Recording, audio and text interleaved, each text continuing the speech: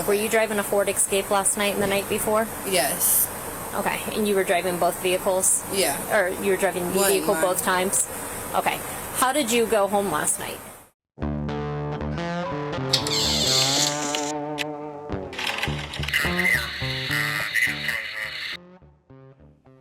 If you've been following the news in Central Ohio recently, you are probably aware of this story about Whitehall police officer Brooke Cano, who was fired. According to Whitehall Police Chief Mike Lord Farquaad Crispin, Officer Cano lied about having probable cause to make an arrest. The problem with this story is that it's actually Chief Crispin who is lying, not the officer, and I have the video to prove it. Here's a news clip of the chief trying to justify the termination. It's a little over 2 minutes. The Whitehall Police Department is under intense scrutiny right now from the Fraternal Order of Police and City Council. The threat of an investigation into the department is imminent, and Chief Mike Crispin is under fire for his leadership. Well, tonight, the chief fired one of his officers for wrongfully arresting a woman, but the police union says she was targeted because she spoke out against the department. 10 TV's Carly Dion explains. It's the violation of everything we stand for. Officer Brooke Cano fired from the Whitehall Police Department after an extensive investigation into allegations of falsified evidence and documentation. Whitehall Police Chief Mike Crispin says the incident happened 2 months ago and resulted in the wrongful arrest and felony charges against an innocent woman. Crispin says the woman's mother filed the complaint with the department on her behalf. We realized immediately watching what happened during the arrest and what was reported in the arrest didn't match up, and that initiated an investigation for us. According to police documents, Officer Cano falsely documented a confession that never actually happened in an official report. Her body-worn camera shows the arrest. So what you did is actually felony fleeing, okay? And it's a felony charge. And you'll have 2 of them. I have zero tolerance for mistreatment of the community, have zero tolerance for lying and integrity issues.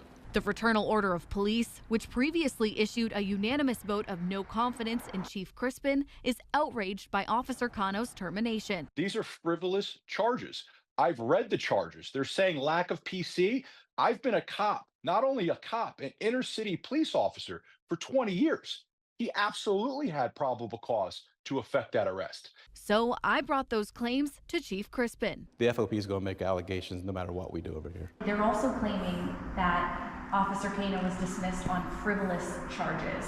What do you say to that? Well, if you think what I just said was frivolous, then I guess I would ask them, do you think this is frivolous when you take someone's liberties from them when they didn't do what you said they did? FOP Capital City Lodge No. 9 President Brian Steele believes she was targeted for speaking out against Chief Crispin. But the chief says they have to do their job to protect the community from officers doing what they're not supposed to do. Whether Cap City 9 likes it or not, we will make sure our officers do not mistreat the community. So, false statements and an arrest without probable cause. Now let's look at the facts of the case as well as the body camera footage and decide who exactly is telling the truth. On October the 14th, 2024, at approximately 11:44 p.m., Officer Brooke Cano was on patrol when she observed a Ford Escape driving at a high rate of speed. She watched it as it drove into the area of Stone Creek Apartments. Remember that. It'll come into play a little bit later. She advised other officers of the vehicle and they attempted to stop it as well, but it fled.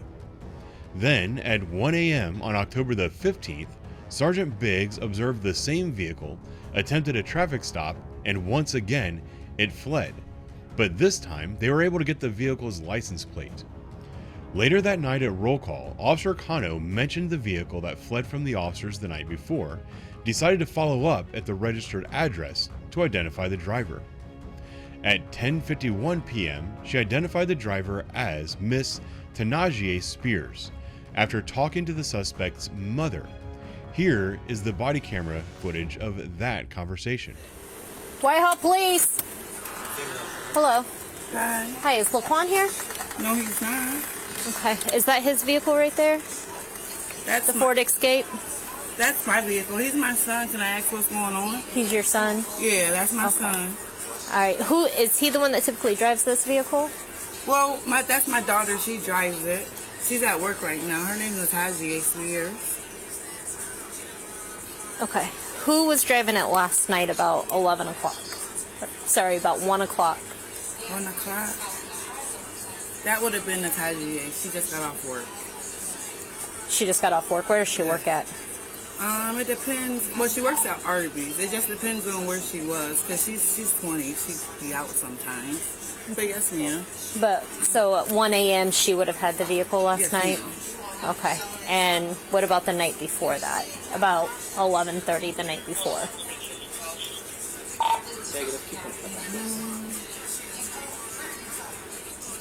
She would have had it as well, because she works. So, yes, ma'am. And she's not here right now? No, How did she's she at get to work. work today? I took her to work today. You took her to work today? Yes, ma'am. Okay. And you said she's 20? Yeah. All right, is there a phone number I can talk to her on? Well, she should be here in a little bit. What's a little bit? I say about 12:30ish. So she works at Arby's? Mm-hmm. Where at? On Wonderly Lane in Pickerington. How do you spell Can I her ask first what name? this is about? Yeah, I'll tell you everything in just a second here. What's her, how do you spell her first name? NTAH. Okay. Does she typically have anybody with her? Or does she take anybody home Yes, from ma'am. work? Yes, ma'am. Actually, a dude tried to kill her 2 years ago. And Franklin County let him out. Okay. So, yes, ma'am, we make sure that she has somebody with her. So, yes, she always usually has somebody with her, especially when it's late like that. Anybody that lives in Stonecrest? Stonecrest Village? Stonecrest Apartments. I gotta ask her exactly where her friends live. Like, I don't, get Does to she basics. usually drive, or did she let them drive? She drives. She drives. She drives. Okay, listen, I appreciate you talking to us. The reason we're here, LaFawn has a very minor traffic warrant. That's not the biggest of the concern. The biggest of the concern is this vehicle has fled from the police at 100 miles an hour 2 nights in a row. So Oh, and see, I don't. that's a little bit of an issue. Yeah, of course. Of course. That's why we're here. So, Yeah. About 40 minutes later, October the 16th at 12:24 a.m., Officer Kano met with Miss Spears at Arby's where she works and asked if she was driving the vehicle in question on the dates and times that it fled from the police. Miss Spears not only stated that she was driving the vehicle, but also gave the location of one of the incidents. Here is the body camera footage of that conversation. Hello. Hi, is it Natajia? Yeah, Natajia. Natajia. Okay. Yeah. I'm Officer O'Connell with Whitehall. Okay. Hi. So I just need to speak about a couple of incidences that happened. One being Okay. last night, one being the night before. Okay. Were you driving a Ford Escape last night and the night before? Yes. Okay. And you were driving both vehicles? Yeah. Or you were driving the One, vehicle mine. both times? Okay. How did you go home last night? How did I go home last Yeah, night? like which direction did you take? What do you mean, what direction did I take? Like what roads did you take home? Stonecrest? You were in Stonecrest? Yeah. Okay. And which direction did you go after you left out of Stonecrest? I don't remember. You don't remember which direction you went? Okay. I'm going to ask you to go ahead and step out here. So what you did is actually felony fleeing, okay? And it's a felony charge. And you'll have 2 of them. With that information, Officer Kano placed Miss Spears under arrest by admitting to being the driver of the vehicle during the times and at the location of the fleeing incidents. Miss Spears gave Officer Kano probable cause necessary to file the charge for fleeing. Now, Chief Farquaad accused Officer Kano of making an arrest without probable cause. To analyze this, let's take a look at the definition of probable cause and compare it to the information that Officer Kano had at the time she arrested Miss Spears. To establish probable cause, police officers must be able to cite objective facts or circumstances that led them to believe the suspect committed a crime. Officer Kano was looking for the driver of a vehicle that fled from the police in 2 separate incidents. She found the owner of the vehicle who stated her daughter, Miss Spears, was the driver. She then asked Spears if she was driving the vehicle during the times it fled. Ms. Spears stated that she was, and also provided the same location of one of the fleeing incidents without being prompted. Would a reasonable officer believe that Ms. Spears was the driver of the vehicle when it took off from them? The answer is obviously yes. Officer Cano had probable cause to place Ms. Spears under arrest. Chief Crispin and his cronies at the Whitehall Police Department are lying and playing word games to justify the termination of good officers. With Officer Cano, they base their entire case around one line in her report where she misspoke. By writing, "I asked her, are you the person that fled from officers on both nights?" They're also claiming that Officer Cano was dismissed on frivolous charges. What do you say to that? Well, if you think what I just said was frivolous, then I guess I would ask them, do you think this is frivolous when you... No, Chief Crispin. I don't believe these accusations are frivolous. I believe they're chicken shit, and you are a corrupt little coward. She didn't use those exact words during the interview, but it's clearly what she meant when she was asking the questions. She also didn't use quotation marks in her report, which would lead a reasonable person to believe that wasn't meant to be an exact transcription of the conversation. Regardless of that one line in her arrest report, Officer Cano clearly established probable cause prior to making the arrest. Chief Crispin knows this, and he's lying about it. Were you driving a Ford Escape last night and the night before? Yes. Okay, and you were driving both vehicles? Yeah. Or you were driving the vehicle One. both times? Okay. How did you go home last night? Did you take home? Stonecrest? You were in Stonecrest? Yeah. Okay. But why would Chief Crispin lie about this? It's because he's getting rid of any union rep who has the stones to stand up to him and call him out on his bullshit. He is a tyrant who rules by fear.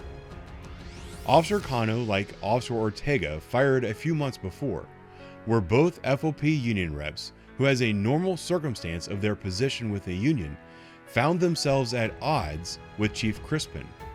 As punishment for standing up and doing the right thing, they were fired. Every officer currently working with the city of Whitehall should immediately start looking for a new job. Do not turn a blind eye to the open air corruption happening in your department. I know you can't speak up because you're afraid of being fired, but you can leave so you don't have to endure what Officers Ortega and Officer Connor have been forced to go through. Your mental health, your well-being, and your ability to feed your family and keep a roof over their heads is more important than putting up with a little tyrant like Mike Crispin. If Whitehall Police Chief Michael Crispin was being honest when he said that he has zero tolerance for the mistreatment of the community and zero tolerance for lying and integrity issues, he would resign.